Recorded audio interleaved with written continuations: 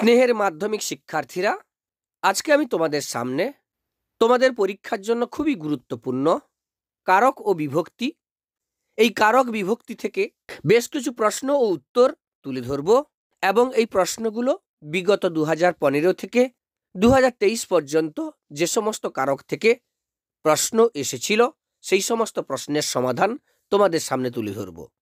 শুরু করছি আমি। বিভক্তি কাকে বলে? বিভক্তি বিভক্তি শব্দের অর্থ বিভাজন বা বিশেষ ভাগ।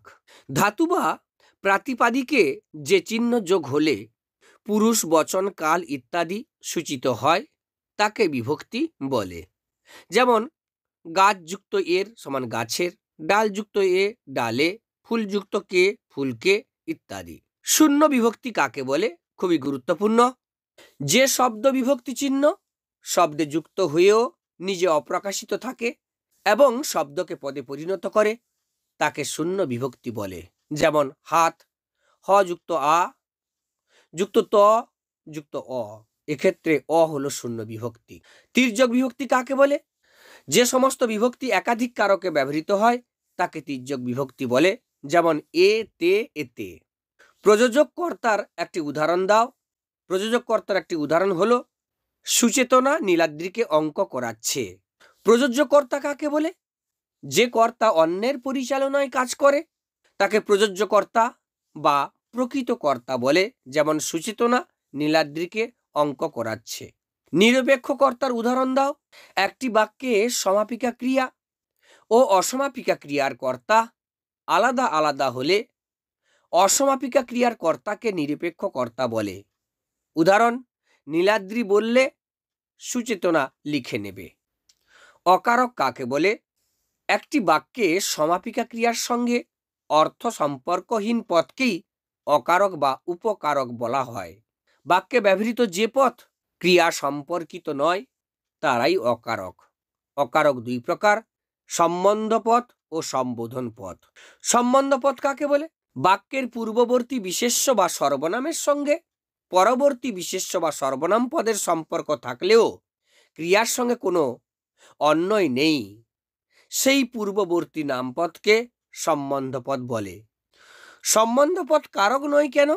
কারকের ক্ষেত্রে বাক্যের ক্রিয়ার সঙ্গে অন্যান্য নামপদের সম্পর্ক থাকে, কিন্তু সম্বন্ধপদের ক্ষেত্রে বাক্যের ক্রিয়ার সঙ্গে তার কোনো সম্পর্ক থাকে না, তাই সম্বন্ধপদ কারক নয়।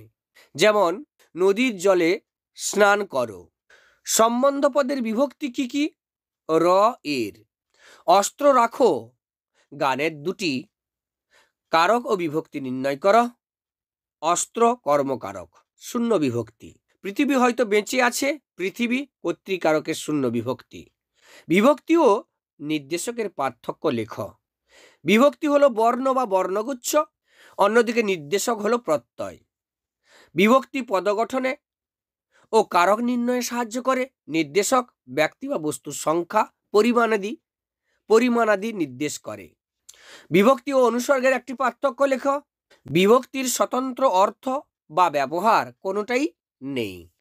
অনুসর্গ অর্থযুক্ত পদ, এদের স্বতন্ত্র ব্যবহার আছে।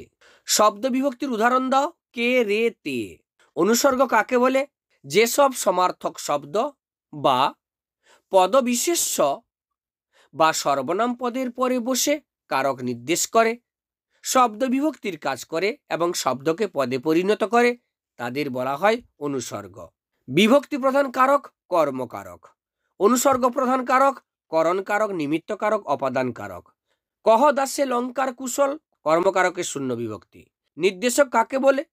বাংলা ভাষায় বচন কারক নির্ণয় করতে এবং কোনো পদের সংখ্যা, পরিমাণাদি নির্দেশ করতে যে প্রত্যয় ব্যবহার করা হয় তাদের নির্দেশক বলা হয়। টিটা, খানা, গুলি। মন্দিরে বাজছিল পুজোর ঘণ্টা, কারক বিভক্তি নির্ণয় করা। মন্দিরে স্থানাধিকরণ কারকে এ বিভক্তি। ক্রিয়াপদের সঙ্গে নামপদের সম্পর্ককে কি বলে? কারক বলে। বিভক্তি সর্বদা শব্দের পরে যুক্ত হয়। ইসাবের মেজাজ চড়ে গেল, কারক বিভক্তি নির্ণয় করা, কর্মকারক। তো শ্রোতা বন্ধুরা, এইভাবে কারক থেকে যে সমস্ত প্রশ্ন এসেছিল তার উত্তর তোমাদের সামনে তুলে ধরলাম। অবশ্যই উপকৃত হবে তোমাদের সফলতা কামনা করি। ধন্যবাদ।